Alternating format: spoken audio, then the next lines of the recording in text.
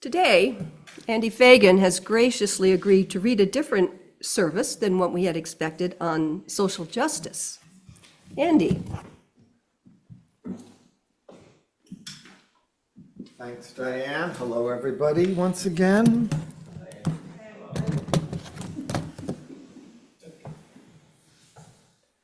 So, Reverend Dr. Bruce C. Clear.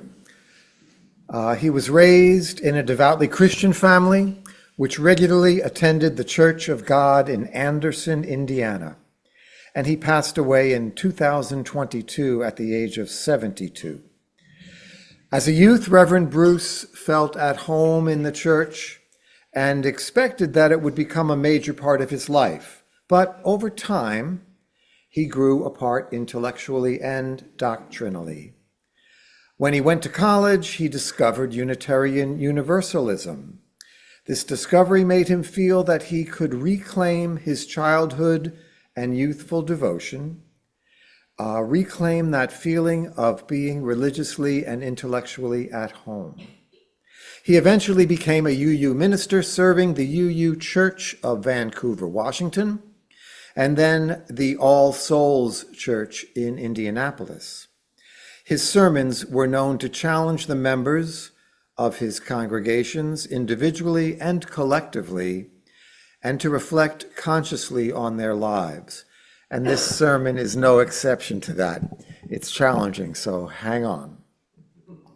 It's titled, "The Humanist in Me."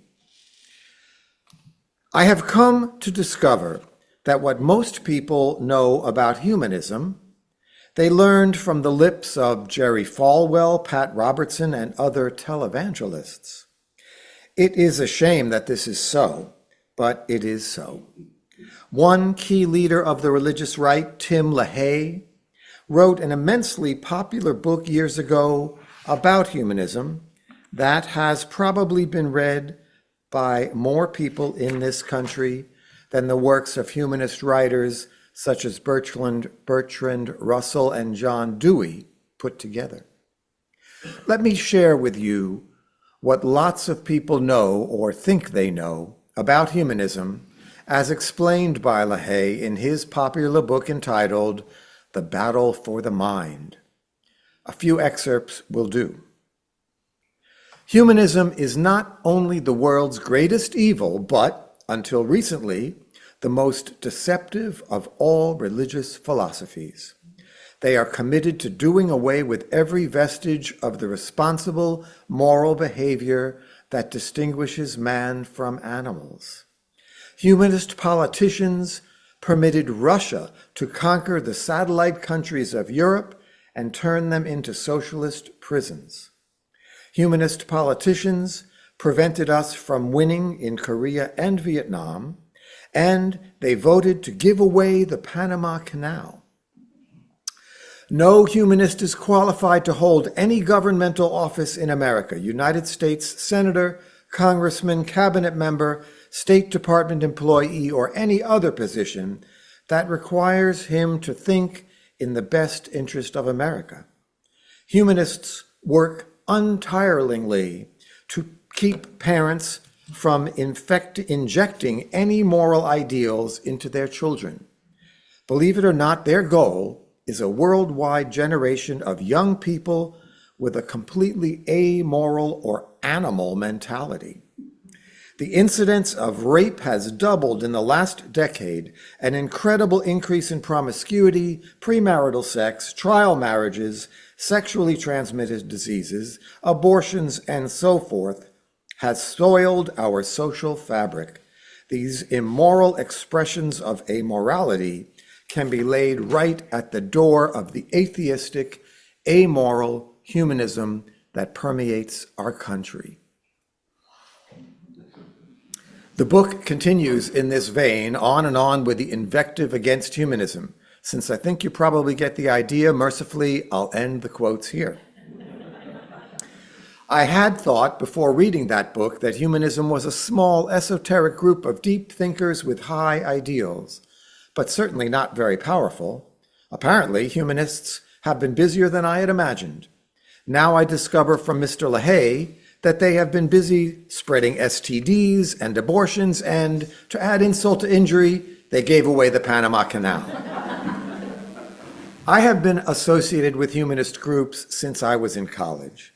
For most of that time, it has been my experience that humanists have been frantically and for the most part unsuccessfully trying to get their message out to the public at large. What they couldn't achieve, the religious fundamentalists did. Today, humanism has name recognition far beyond the wildest dreams of humanists in past generations. They have achieved the status of a household word. The name is heard on the evening news and mentioned from some pulpits about as often as the Bible. And it is standard fare for letters to the editor. None of this, of course, was their doing. No amount of money could have purchased the widespread publicity, however inaccurate, that they received. And they owe it all to the religious right. For the record, humanism is not just the whipping boy of the religious right wing in this country. It was not simply created for the benefit of televangelist fundraisers to help put fear of God in their potential contributors. No, humanism is as ancient a tradition as any, tracing back over the centuries to the early Greek thinkers. Those Greek thinkers, people like Socrates and Aristotle, identified human reason as far more powerful and effective than superstition, and urged civilization away from reliance on magical and supernatural understandings of life. In 1933, Harvard church historian Johannes Auer offered the following definition of humanism in his book, Humanism States Its Case. Quote, "Humanism is a system of thought which assigns predominant interest to human affairs as compared with the supernatural or the abstract, and which believes that human beings are capable of controlling those affairs." End quote. Like most of us, I first encountered the word humanism when studying the Renaissance period of history, when the great writers, artists, and scientists of our civilization turned their attention away from the heavens and discovered human beings in a new light. The scientific explorations of the Enlightenment added to the momentum of humanism by offering the scientific method as a new standard of evaluating truth, as a new measure for testing human knowledge. My own understanding of contemporary humanism came in high school by reading the writings of Bertrand Russell. This exceptional thinker represents, I think, much of the best of the humanist tradition: a thirst for knowledge, a commitment to justice, and an unanswering optimism about the progress of humanity. His one-page summary of his life, which introduced a 700-page autobiography, captures for me the spirit of humanism as it can be lived in real life. For those who think humanism has to be painless, I recommend the opening sentence, quote, "These passions, simple but overwhelmingly strong, have governed my life: the longing for love, the search for knowledge, and unbearable pity for the suffering of humanity." As a teenager, when I encountered the humanist philosophy exhibited through the writings of Russell and later John Dewey, this fresh approach appealed to me deeply. Some might say that I was corrupted through my reading of humanist writings in general and Bertrand Russell in particular. It feels far closer to the truth for me to say that I was liberated by them. Humanism is not a particularly complicated idea. It is not a set of beliefs so much as it is a set of commitments. It means holding concern for this worldly matters rather than other worldly matters, and being committed to that which improves the human condition in this world. Today, I find my link to the humanist view reinforced most strongly when I am asked to lead a memorial service for someone who's died. It is at these times that I understand most clearly that the life we live here and now is what counts most profoundly, and that our speculations about other world issues have little more significance than that, speculations. Let me offer one more description of humanist view. One of the better summaries I found is an unsigned pamphlet that was used by the Humanist Association I belonged to for many years in Portland, Oregon. It said this: "Humanism is non-dogmatic and open-ended. It is the belief that human beings are the source of meaning and values. It is a scientific search, self-correcting and open to change with new knowledge and new insights. Humanism is deeply concerned with ethics and values, but rather than telling people what they should or should not do, it assists their search for values and attempts to help them achieve their full, positive potential as human beings. Humanists see humanity as having the capacity for continued growth and development, and they accept responsibility for encouraging that growth." On the surface, this sounds suspiciously like Unitarianism, does it not? Well, it should, because Unitarians and humanists do, of course, have a great deal in common. It is not just a surface similarity. As a matter of fact, humanism, as an organized movement in the United States, began within Unitarian churches. In the opening years of this century, John Dietrich, a Unitarian minister in Spokane, Washington, and later in Minneapolis, Minnesota, was preaching a non-theistic religion he called humanism. In Des Moines, Iowa, a Unitarian minister named Curtis Reese was preaching a non-theistic religion he called the religion of democracy. When those two men met at a conference in 1917, they discovered the similarities of their messages, and Reese eagerly adopted Dietrich's label, humanism. Throughout the 1920s, the humanist view attracted many followers in the denomination. Eventually, the Humanist Fellowship was formed, largely by Unitarians at the University of Chicago. This group later organized as the American Humanist Association, and in 1933, a statement outlining the philosophy of humanism was published under the title, A Humanist Manifesto. Of the 84 people who originally signed the document, over half were Unitarian ministers. The most famous signatory, though, was John Dewey, the philosopher, who was then at Chicago and later at Columbia University. In considering my own views, I must also consider the relationship of humanism and Unitarianism. I am a humanist, and I am a Unitarian Universalist. I have been a humanist longer than I have been a Unitarian Universalist. I have been a humanist longer than I've been a Unitarian Universalist. Like many others, when I discovered the Unitarian Church, I found that my humanist thinking was not only compatible here, it was welcome. That this was a delightful surprise to me, as it may have been for many, many others.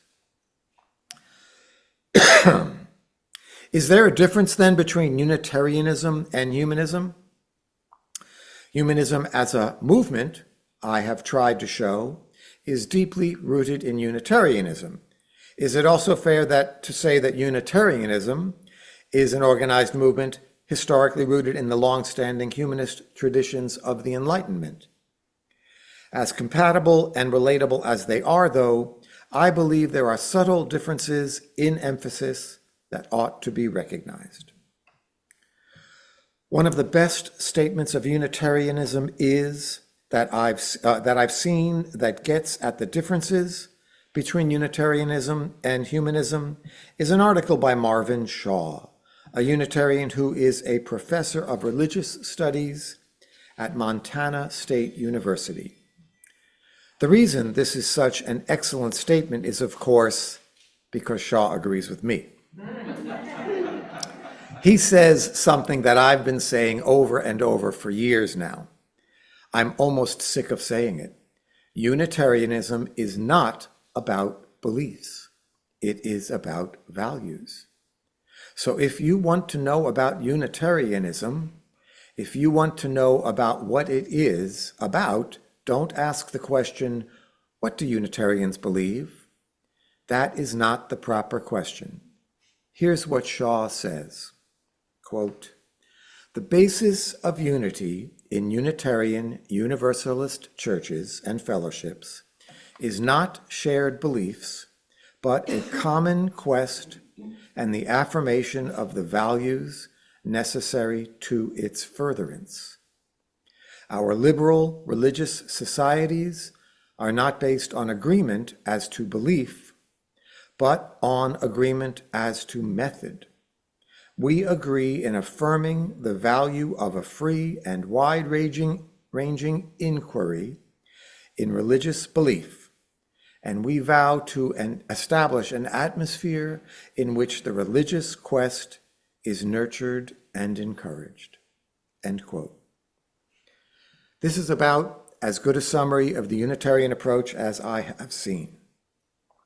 It is more important that we value freedom and respect for one another than it is that we value truth or our own version of the truth. This attitude or orientation that Unitarians share has its roots in the humanist tradition. Humanism, if it has taught anything, has taught the value of free inquiry, free thought, and freedom of belief.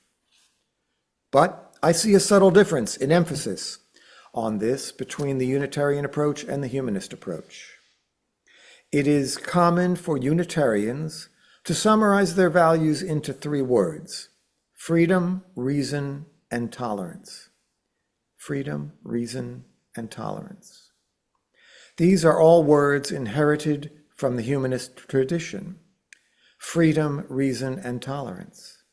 The subtle differences in the emphasis I see, though, is that Unitarianism, the value of freedom takes precedence, and in humanism, the value of reason takes precedence. Freedom versus reason. This does not mean at all that Unitarians reject reason or that humanists reject freedom. Rather, as I say, it is merely and subtly a difference of emphasis. Both approaches are highly compatible. As a result, my experience of humanism, as it has evolved in the United States, is that it is less inclined than Unitarianism to incorporate a wide diversity of beliefs within its boundaries. And my experience of Unitarianism, as it has evolved, is that it is less inclined than humanism to require rational tests of acceptable beliefs within its boundaries. The risk involved for Unitarianism is that it seems to attract some flaky ideas and people. The risk involved for humanism is that it inhibits creative and imaginative ideas and people because they haven't passed the litmus test of rationalism. Let me give you an example. I told you this would be a lot. Let me give you an example. I would like to introduce you to three Unitarian friends of mine. I'll call them Tom, Dick, and Harry. Tom, Dick, and Harry represent somewhat extreme examples, but they do, I think, illustrate the point. I think of Tom as a kind of strange person. I'm sure he thinks of me the same way. His ideas take him further afield of reality than I would ever dream of going. He loves to play with exotic fortune-telling gizmos like I Ching and runes. These are not just games to him, they are life-enriching activities. He doesn't really think they foretell the future or give sage advice, but he does find them intriguing enough to use in better understanding of his life. Tom has been into just about every psychological fashion that comes along. He's taken his turn at pyramids and crystals. He knows about auras and demons, and of course, he is a strict vegetarian.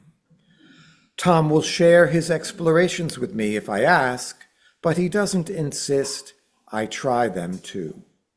Tom is also into Eastern religions, and if you visit his house, you'll find a little Buddha stuck on the top of a bookshelf. Tom spends a lot of time meditating in front of that Buddha. Now let me tell you a bit about Dick. Dick is a Unitarian Christian. He reminds me continually that all the early Unitarians were Christians, and he is true to that tradition.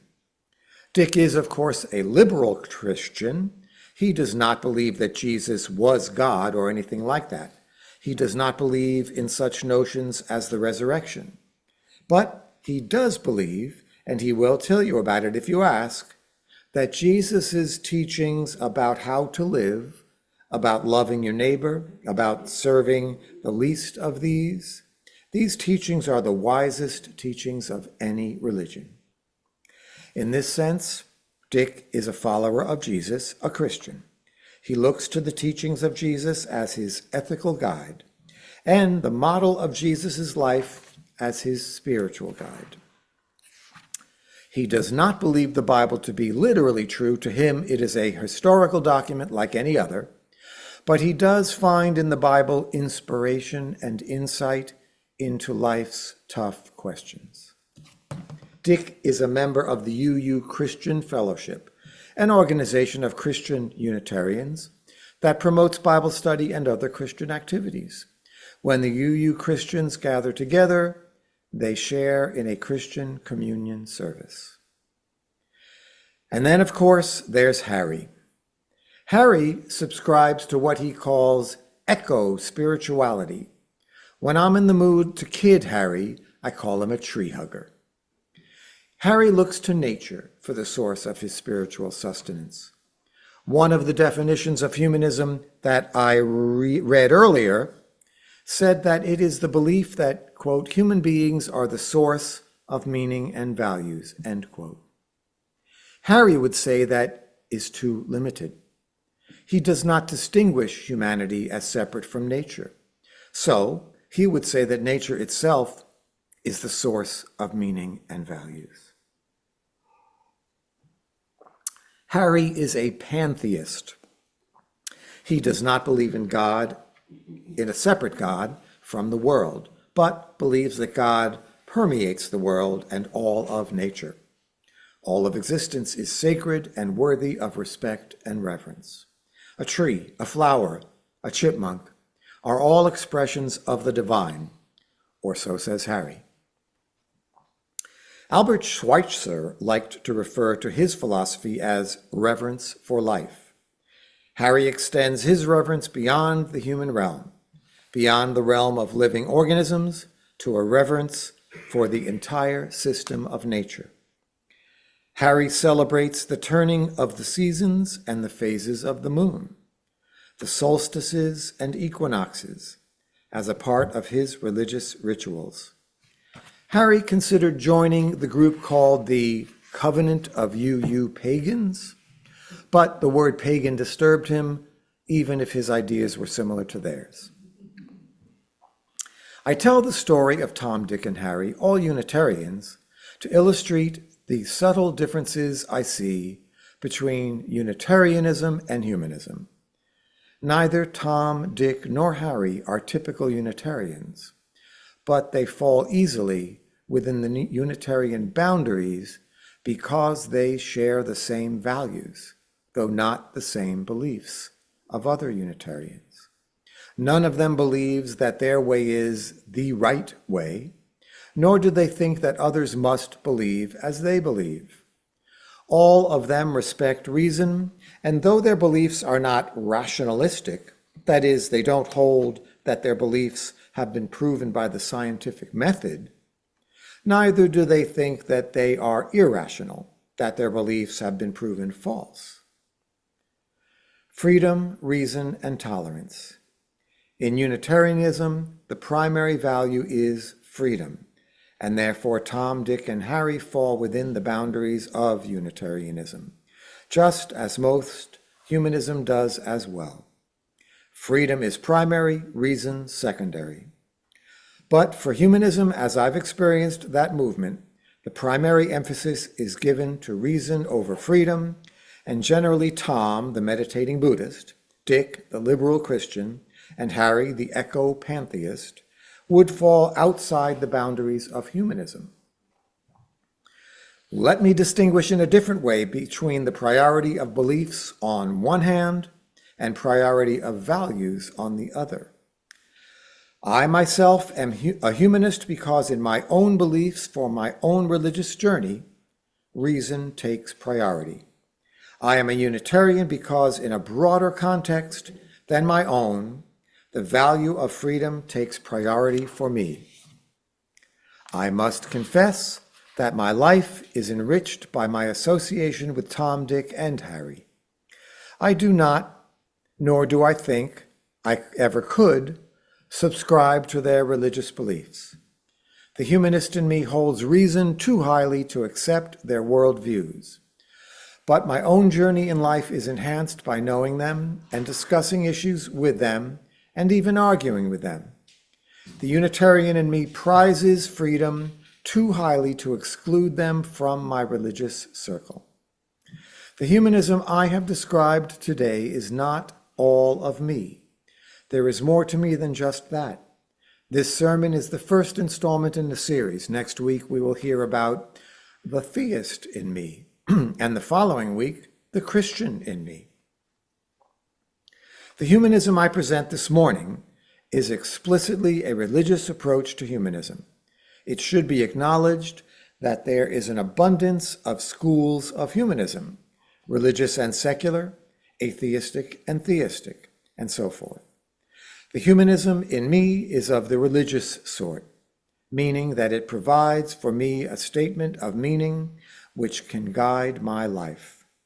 This is the approach to humanism advocated by John Dewey, one of the saints of humanism. His credentials are, I hope, impeccable. In 1984, the year after he signed the Humanist Manifesto, he published a wonderful little book called A Common Faith. In this book, Dewey distinguishes between religion, which he describes as a specific set of beliefs and which he doesn't like, and religious, which is a specific quality of experience and which he does like. His thesis is that there is a religious dimension to human experience, whether or not one holds the beliefs of any specific religion. Dewey speaks out strongly against religion as an institutional force, but he urges us to embrace the religious quality of human experience in our lives, with or without a formal religion to go with it. In closing, here is the way in which he describes humanism as religious. The sense of dignity of human nature is as religious as is the sense of awe and reverence, when it rests upon a sense of human nature as a cooperating part of a larger whole. Understanding and knowledge also enter into a perspective that is religious in quality. Faith in the continued disclosing of truth, though through directed cooperative human endeavor, is more religious in quality than is any faith in completed revelation.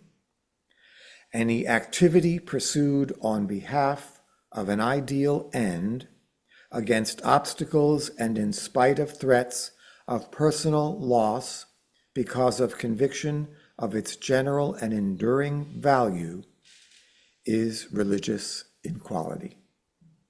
Thank you.